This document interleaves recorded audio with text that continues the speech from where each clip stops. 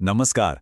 अच्छा, क्या खामोशी हमेशा कमजोरी की निशानी होती है या फिर ये किसी की सबसे बड़ी ताकत का सोर्स भी हो सकती है? आज हम एक ऐसी ही कहानी में उतरेंगे जो दिखावे पर कड़ी मेहनत की जीत के बारे में है। तो चलिए इस प्रेरणादायक सफर पर निकलते हैं। देखिए, ये एक लाइन असल में यही इस पूरी कहानी का सार है। यह हमें याद दिलाती है कि असली ताकत बोलने में नहीं, बल्कि लगातार चुपचाप काम करते रहने में है। आइए जानते हैं कि ये शब्द किसने और क्यों कहे थे। तो हमारी कहानी शुरू होती है गोपालपुर नाम के एक छोटे से गांव से। यहाँ एक लड़का था अनुज, कोई 14 साल का। अनुज बहुत कम बोलता था और उसकी इसी खामोशी को ज्यादातर लोग उसकी कमजोरी समझ बैठते थे। गांव में ना मानो दो अलग अलग दुनियाएं थी।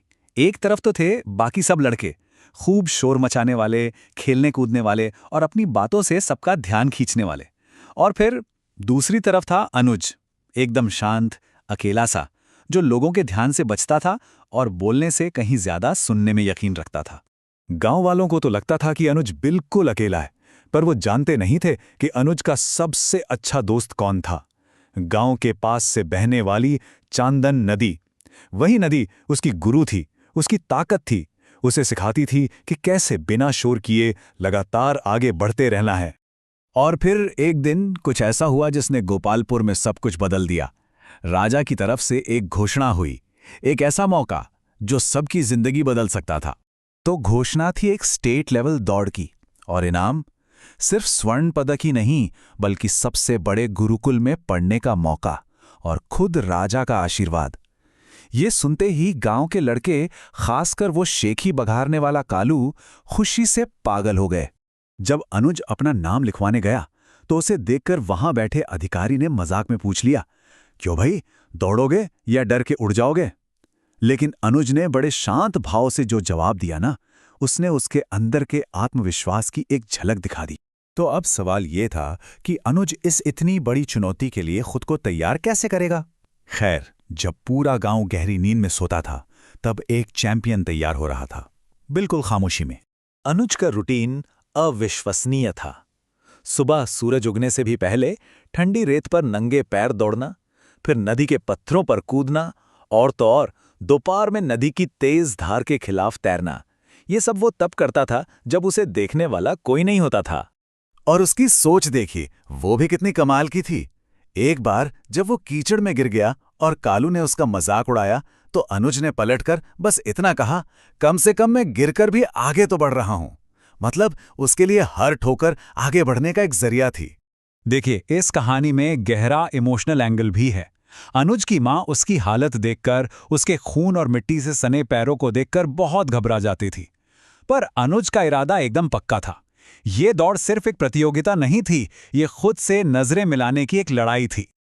और फिर आखिरकार वो दिन आ ही गया, दौड़ का दिन। अब वक्त था ये देखने का कि अनुज की खामोश मेहनत उसके दुश्मनों के बड़े बड़े दावों का सामना कैसे करती है। और जैसा कि सबने सोचा था, दौड़ शुरू होते ही अनुज सबसे पीछे रह गया। मैदान में धूल और शोर का गुबार था और अनुज उस भीड़ में कहीं खो सा गया। भीड़ में से किसी की आवाज आई, देखा, हमें तो पहले ही पता था। ये आवाज उन सबकी सोच को दिखाती है जिन्हें अनुज से कोई उम्मीद ही नहीं थी। लेकिन यहीं से कहानी ने असली मोड़ लिया। अनुज ने धीरे धीरे अपनी रफ्तार बढ़ाई। उसने अपनी सांसों को नदी की लहरों की तरह काबू किया और फिर एक एक करके बाकी धावकों को पीछे छोड़ना शुरू कर दिया। और देखते ही देखते आखिरी चक्कर तक पहुंचते पहुंचते वो एक बड़ा दावेदार बन गया।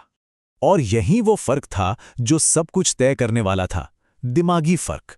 कालू, जो अब तक सबसे आगे था, घबराकर बार बार पीछे देख रहा था, और अनुज, उसकी नजरें सिर्फ और सिर्फ फिनिश लाइन पर थीं। उसके कानों में सिर्फ अपनी नदी के बहने की आवाज गूंज रही थी। और फिर एक ऐसा पल आया जिसकी किसी ने कल्पना भी नहीं की थी। अनुज ने फिनिश लाइन पार कर ली सबसे पहले। पूरा मैदान एकदम सन्न रह गया। वो लड़का जिसे सब कमजोर समझते थे, आज विजेता बनकर खड़ा था। दौड़ तो खत्म हो गई थी, लेकिन कहानी का सबसे दमदार हिस्सा तो अभी बाकी था। राजा अनुज की इस जीत से इतने प्रभावित हुए कि उन्होंने उसे अपने पास बुलाया और वही सवाल पूछा जो हर कोई हमेशा से पूछता था, बेटा, तुम इतना चुप क्यों रहते हो, कुछ बोलते क्यों नहीं? और यही अनुज ने वो जवाब दिया जो इस कहानी की आत्मा है। महाराज, शब्द थक जाते हैं, मेहनत नहीं, उसने साबित कर दिया कि उसकी खामोशी उसकी कमजोरी नहीं बल्कि उसकी ताकत का सबसे बड़ा राज थी। उसकी मेहनत ने वो कह दिया जो हजारों शब्द कभी नहीं कह सकते थे।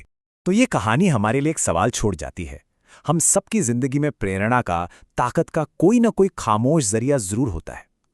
तो सोचने वाली बात यह है कि हमारी जिंदगी में हमारी अपनी चांदन नदी क्या है,